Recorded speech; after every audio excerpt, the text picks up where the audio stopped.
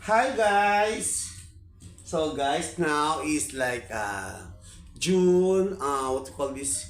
June 1. So maghuhulog na ako ngayon, mag-i-start na ako maghulog para every month makaipon ako ng 600 dirhams. So let's start now sa 10 dirhams every day, ganon. So ayan guys, dalawa ang ihuhulog ko. Ito ay para sa pagtitipid pala sa 20 dirhams pala kasi sa Yossi ko. So, kailangan ko siyang ihulog. Ayan. Nakita nyo guys. Ito ay para sa Yossi.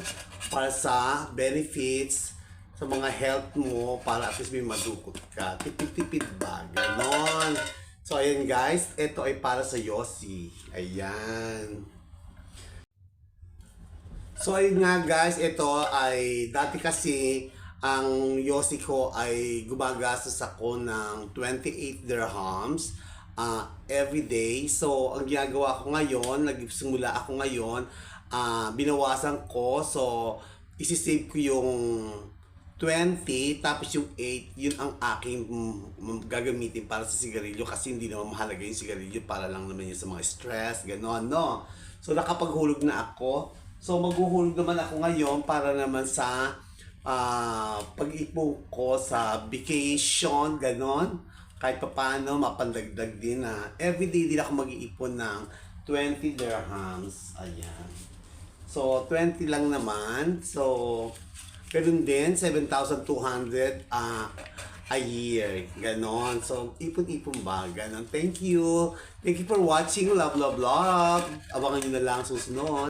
So ayun na nga guys, nilagyan ko siya ng mga note para at least hindi ko makalimutan na everyday ko huhulugan siya ng 20. Ito ay para sa aking paglilis ng sigarilyo, ganon. Tapos, at ang isa naman ay, ito naman ay 20 din per day para naman sa aking, malay nyo, makapag-travel, pag nakabayad na ng utang, ganon. So, eto guys, sa 1 year, bubuksan ko to 2025. Dalawa sila kasi nga, malalaman ko kasi ang motivation sa sarili ko, mag-ipon ng 20 per day. So, let me check kung hanggang kailan natin matitiis to. So, ngayon ay June 1. So, syempre, sa June pa rin tayo mag-o-open. So, we'll see. At sana ay matupad ang ating motivation. Kasi sayang, no?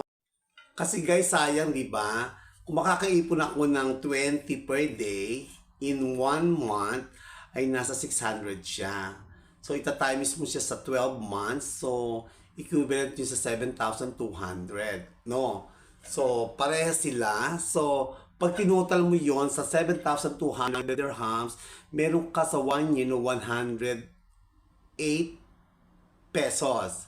So, dalawa kasi siya. Kaya magkakaroon ako ng 216,000 pesos. So, we'll see. Sana matupad. Hindi naman tayo nagmamadali, no? At least, malaman natin kung paano mag-savings. Kahit ba sa maliit na latang ito, makita natin. Mali natin.